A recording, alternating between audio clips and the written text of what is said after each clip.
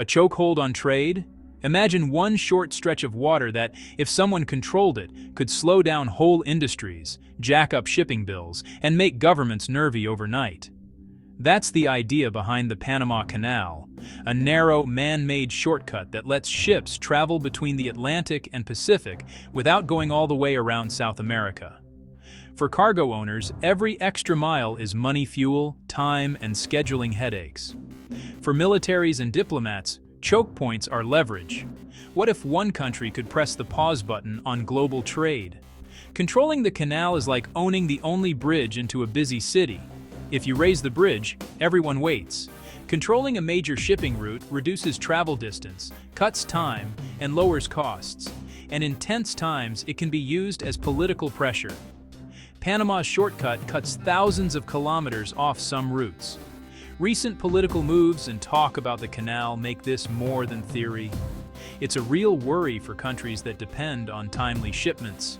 So, if the United States or anyone else tries to control that lifeline, could another country build a brand new route to dodge the chokehold? And would that actually work? That question sets up the next section, the history and reasons Panama became the default route in the first place. To understand why this matters today, let's put the Panama Canal into numbers. For ships sailing between Asia and the east coast of the United States, the canal trims the journey by thousands of kilometers. Without it, a container ship would need to travel all the way around South America, an extra 2 weeks at sea, burning millions of dollars worth of fuel. In global trade, time really is money. Every day saved means cheaper goods, faster delivery, and steadier supply chains. Now here's where politics collides with logistics. The United States has a long history of influence over the canal, and recently American leaders have hinted at taking back control. Why would they want to? Because whoever controls this waterway holds a kind of economic throttle. If tensions rise, slowing or blocking a rival's trade through the canal can cause immediate pain. For China, which ships billions of dollars of goods through this route each year, that's a serious vulnerability. Think of it like an airport hub. If almost all your international flights have to pass through one single airport, and another country runs that airport, they can decide when your planes land, how much you pay, or even if you're allowed in at all. That's how much leverage choke points create. So the stakes are high. For the United States, the canal is a tool of strategic advantage. For China, it's a potential chokehold on its exports and imports. And for the rest of the world, any disruption could ripple into higher prices, delayed shipments, and a less reliable global supply chain. This raises two big questions that drive our story forward. Could China really reduce its dependence on Panama by backing a new canal in Nicaragua? And what would that mean for Nicaragua itself? To answer that, we first need to rewind and look at how the Panama Canal came to be the world's default shortcut in the first place. The idea of cutting a canal through Central America isn't new. In fact, people were dreaming about it as far back as the 1500s, when Spanish explorers noticed how close the two oceans were at certain points. By the late 1800s, the big debate was this: should the canal be built in Panama or Nicaragua? On paper, Nicaragua looked like the winner. It had a huge freshwater lake and a river system that already linked toward the oceans. But reality tipped the scales. First, Panama was narrower. Digging through 80 kilometers of land in Panama was hard, but it was still far less daunting than Nicaragua's proposed 278-kilometer route. Second, nature didn't cooperate with Nicaragua. It sits on the Pacific Ring of Fire, with earthquakes and active volcanoes dotting the landscape. That meant a much higher risk of disasters shutting down the project or damaging the canal once it was built. And third, politics played a role. The United States found it easier to negotiate with Panama's leaders, especially after supporting Panama's independence from Colombia in 1903. Soon after, the United States took over construction from the French and poured in resources. It wasn't simple, even in Panama. Digging the canal meant moving mountains of dirt, battling tropical diseases like malaria, and building a series of locks to lift ships over the land's uneven elevation. But after 10 years of sweat, engineering breakthroughs, and thousands of workers, many of whom lost their lives, the canal opened in 1914. For the United States, it was more than an engineering victory. It was a strategic jackpot. The canal allowed American naval ships to move quickly between oceans, while trade profits largely flowed back to the United States rather than Panama. For decades, Panama barely benefited from the canal sitting on its soil. It wasn't until 1999 that control of the canal finally returned to Panama under an agreement signed decades earlier. Still, the century of United States dominance left its mark. Even today, America's influence around the canal remains strong through military presence and political leverage. And that history explains why Nicaragua's what-if canal has lingered as an idea for over 100 years. Panama won the race back then, but the story doesn't end there. Nicaragua never truly gave up its canal dream. Nicaragua has always had one powerful card on the table: geography. Right in the heart of the country lies Lake Nicaragua, the largest freshwater lake in Central America. For canal planners, this was a dream. Imagine being able to use an enormous natural waterway as part of the canal itself, instead of carving out everything from scratch. The lake connects to rivers that flow toward both coasts, making it seem like nature had already sketched a shortcut between the Atlantic and Pacific. On paper, Nicaragua actually looked like a better candidate than Panama. But ideas are one thing, execution is another. For most of the 20th century, Nicaragua lacked the money and stability to take on such a colossal project. That changed, at least in theory, in 2013. A Chinese billionaire named Wang Jing, through his company HKND, signed a deal with Nicaragua to build what was billed as the Nicaragua Interoceanic Canal Project. The plan was ambitious, a 278-kilometer canal, more than 3 times longer than Panama's, with the capacity to handle supertankers that couldn't fit through Panama's locks. Proponents called it a game changer that could rival or even surpass Panama. The dream was bold. Within 7 years, they hoped to build a canal that could accommodate ships up to 250,000 tons, something Panama couldn't do. Supporters promised it would bring billions in revenue and transform Nicaragua from one of the poorest countries in Latin America into a regional powerhouse. For a country with a GDP per capita barely above $2,000, the idea of canal tolls and jobs sounded like a miracle. But as with so many grand projects, the cracks showed quickly. Environmentalists warned of massive ecological damage, especially to Lake Nicaragua. Local communities worried about displacement. And globally, experts questioned whether Wang Jing, whose wealth shrank after China's stock market crash, could actually finance a $50 billion megaproject. By 2020, construction hadn't even started. And in 2024, Nicaragua officially canceled the concession. Still, the idea never completely died. The Canal Committee remains, and the country's government continues to float the project as a possibility, especially now that tensions around Panama are rising again. In a way, Nicaragua is holding on to a what-if card, a project that could change its future if the right backer steps in. On paper, the Nicaragua Canal sounds perfect, longer, deeper, and capable of handling ships too big for Panama. But the reality is much messier. Let's break down the obstacles. First, geology. Nicaragua sits right on the Pacific Ring of Fire, one of the most earthquake-prone zones on Earth. The country has more than 40 volcanoes, and nearly half of them are active. Imagine spending tens of billions of dollars digging a waterway, only to have a major quake or eruption crack the infrastructure. For a project of this size, that risk alone makes investors nervous. Second, water stability. Unlike Panama, which relies on a carefully managed lock system, Nicaragua's plan would depend heavily on Lake Nicaragua. But the lake isn't steady. During the rainy season, its level rises. In the dry season, it falls. These fluctuations can disrupt shipping schedules or force costly adjustments in design. A canal that works only part of the year is no canal at all. Third, cost. The price tag was estimated at over $50 billion, nearly 5 times Nicaragua's entire GDP. To put that into perspective, it would be like someone with a $30,000 annual income trying to finance a $150,000 car. Even with foreign investment, pulling together that kind of money is a monumental challenge. Finally, ecology. The proposed route cuts through forests, wetlands, and communities, threatening to displace tens of thousands of people and damage one of Central America's largest freshwater reserves. Environmental groups warned that digging a 278-kilometer trench would stir up toxic sediments and permanently harm the lake's ecosystem. For Nicaragua, which depends on that lake for fishing and water supply, the risks go beyond economics. They hit survival.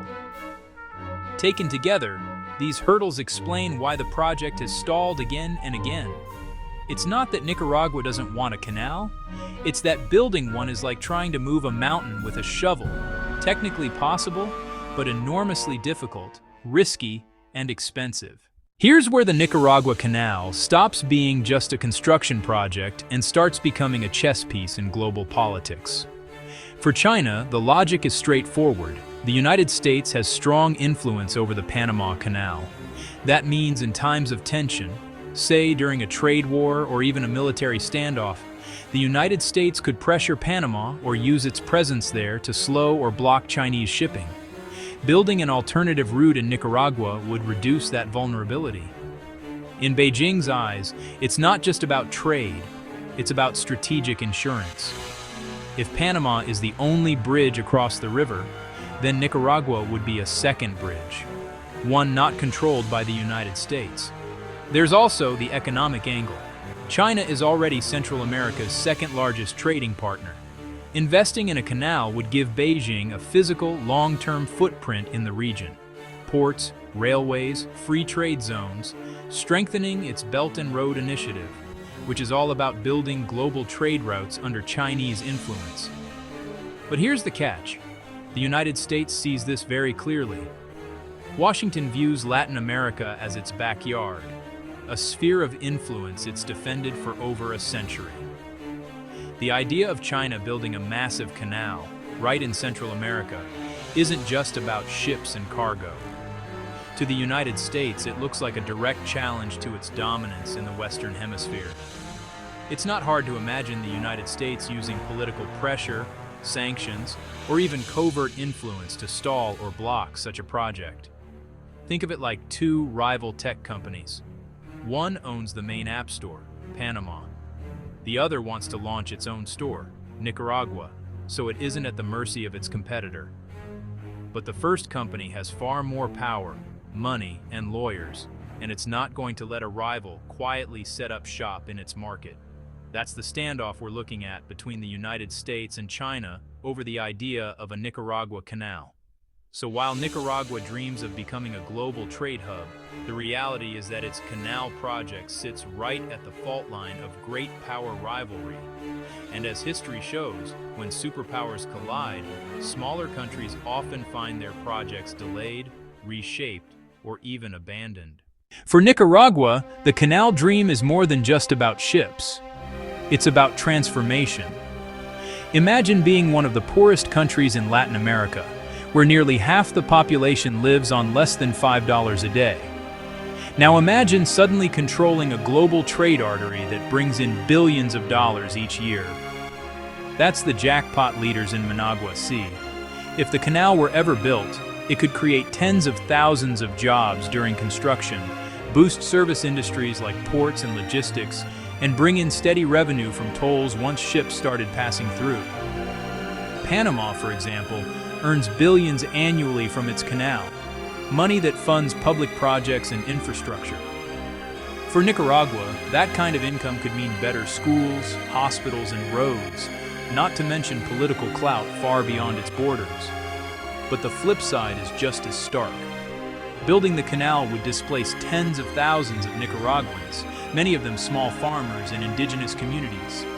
Entire villages could be uprooted, with families forced to leave land they've lived on for generations. That creates social tension, And in a country already marked by inequality and political unrest, it could fuel protests or even violent clashes. Then there's the debt trap risk. To finance a $50 billion megaproject, Nicaragua would almost certainly rely on heavy foreign loans, most likely from Chinese banks.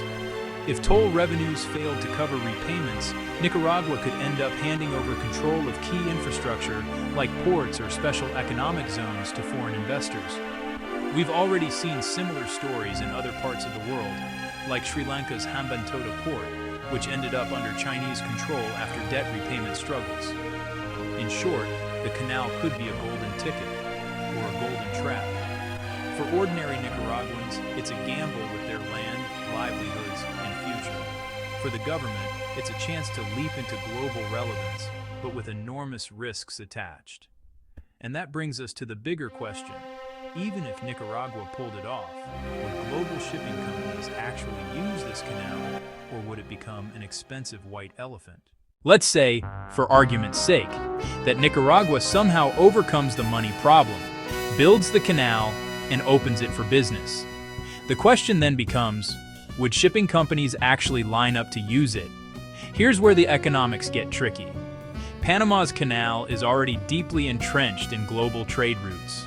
It has established ports, trusted logistics systems, and proven reliability. Shippers know what to expect. A brand new Nicaragua canal would face the enormous challenge of convincing companies to reroute their supply chains and pay higher tolls just for the sake of avoiding United States influence. Unless the Nicaragua Canal offered significant cost savings or capacity advantages, many carriers would stick with what they know. Another factor is the rise of megaships. Some container ships are now so massive they can't even fit through Panama's expanded locks. Nicaragua's proposed design claimed it would handle these giants. That could be an advantage if global trade continues to favor bigger and bigger vessels, but the trend isn't guaranteed. Shipping companies are also experimenting with efficiency through automation, artificial intelligence-driven logistics, and alternative routes like Arctic passages opening up due to melting ice. In other words, by the time Nicaragua finished its canal, the shipping world might have already moved in a different direction. There's also competition beyond Central America. The Suez Canal and the Cape of Good Hope routes remain strong alternatives. And in the United States, ports on the West Coast are investing heavily to speed up overland rail links to the East Coast. That means some goods might bypass Central America entirely. So while the Nicaragua Canal sounds like a global trade game changer on paper, the reality is uncertain. It could turn into the next great artery of world commerce. Or it could become a $50 billion ghost canal that companies avoid. Which leaves us with the final piece of the puzzle. Looking ahead, is this canal a real possibility, or just a dream that refuses to die? Now we arrive at the heart of the matter. Is the Nicaragua Canal truly a future possibility, or is it destined to remain a dream politicians and investors occasionally revive? On one hand, the logic is clear. Control over trade routes equals power. If China can back an alternative to the United States-influenced Panama Canal, it gains a strategic lifeline. For Nicaragua, it's a once-in-a-century chance to leap from one of the poorest countries in Latin America to a hub of global trade. The numbers sound dazzling. Billions in toll revenue, hundreds of thousands of jobs, and a complete transformation of the national economy. But history keeps reminding us that this dream has been floating around for more than a century. And every time it collapses under the weight of reality. The United States gave up on it because of earthquakes and volcanoes. Chinese investors gave up because of money, politics, and logistics. And every new decade, the challenges only get more complex, stricter environmental standards, higher construction costs, and more unpredictable global trade patterns. Even if construction started tomorrow, we're looking at a 10 to 15-year timeline before the first ship sails through. By then, the shipping world might be relying more on overland rail corridors, Arctic passages, or even next-generation technologies like automated cargo drones and hyperloops. That makes the Nicaragua Canal a gamble, not just for Nicaragua, but for any country willing to bankroll it. And that brings us to the conclusion: this project isn't really about digging a canal. It's about the global struggle for influence. The United States wants to protect its dominance, China wants alternatives, and Nicaragua dreams of prosperity. Whether this canal ever becomes real or not, it represents something bigger: the race to control the arteries of global trade in the 21st century. So what do you think? Is the Nicaragua Canal the next great shipping revolution? Or just another mega project that will sink before it even begins? Let us know in the comments, and if you found this breakdown helpful, don't forget to subscribe so you don't miss our next deep dive.